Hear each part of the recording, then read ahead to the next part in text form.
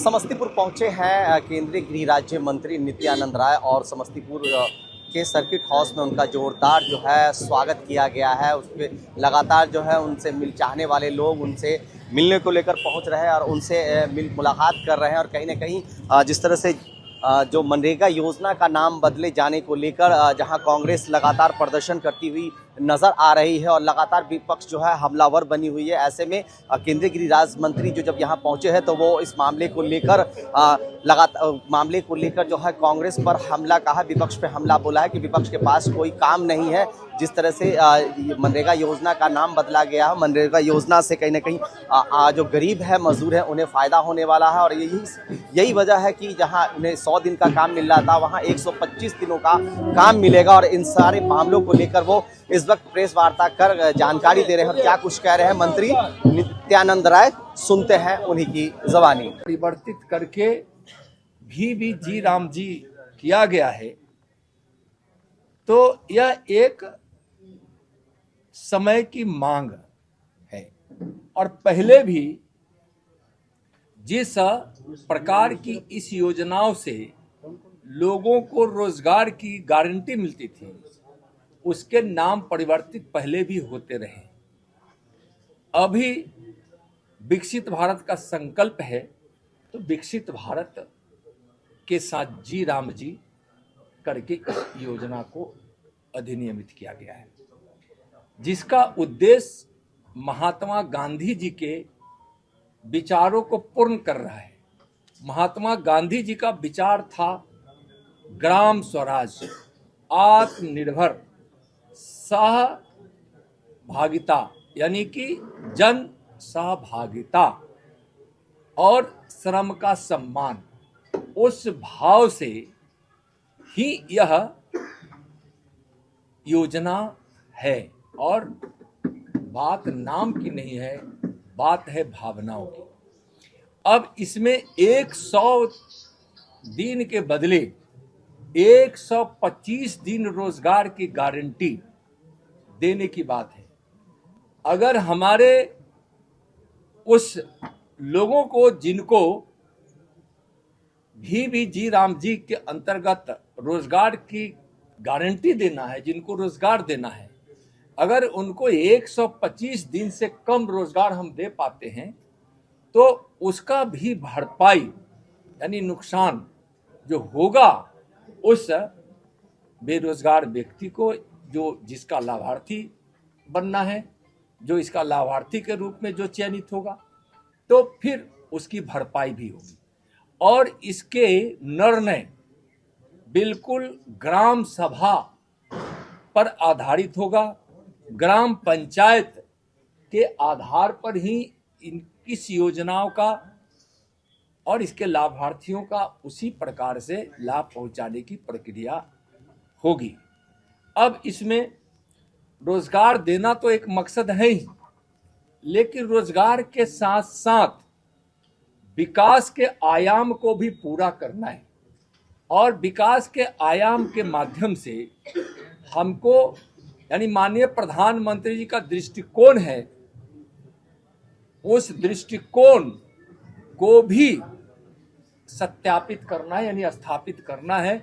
मतलब कि उस परिवार को अस्थायी रूप से आगे निरंतर आर्थिक उन्नति उनकी होती रहे, ऐसी व्यवस्था इस योजना की सोच है। आज इस देश से 30 करोड़ गरीबी माननीय प्रधानमंत्री श्री नरेंद्र मोदी जी के दूरदृष्टिकोण के कारण मिटी है। तो आप उसके पहलुओं को देखिए। जब यहाँ लगभग 4 करोड़ से अधिक गरीबों के घर बने हैं, 11 करोड़ शौचालय बनाए गए हैं, 2.23 लाख सामुदायिक परिसर तैयार हुए हैं, यहाँ 14 करोड़ से ज़्यादा घरों को नल का जल पहुंचाया गया है। उज्ज्वला योजना से 10 करोड़ एलपीजी गैस कनेक्शन मिले हैं। सौभाग्य से सभी घरों का विद्युतीकरण हुआ है। पीएम किसान के तहत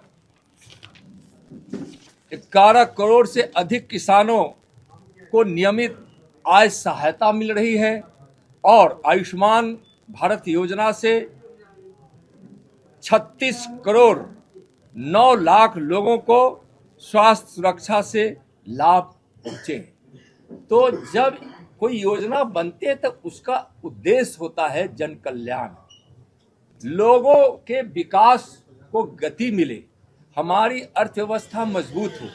तो यह उद्देश्य जो भी जी राम जी का है वह रोजगार की गारंटी, विकास की गति को एक बड़ा अंजाम मिले, उसका आयाम खड़ा हो और ग्रामीण अर्थव्यवस्था को मजबूती मिले।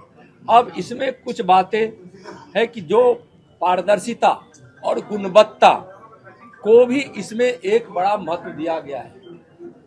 इसलिए कि यह देश का पैसा, लोगों का पैसा है, उस पैसे को पारदर्शिता के साथ खर्च किया जाए, उसमें कोई गड़बड़ी न हो, तो इसकी भी इस व्यवस्था इसके तहत किया गया है।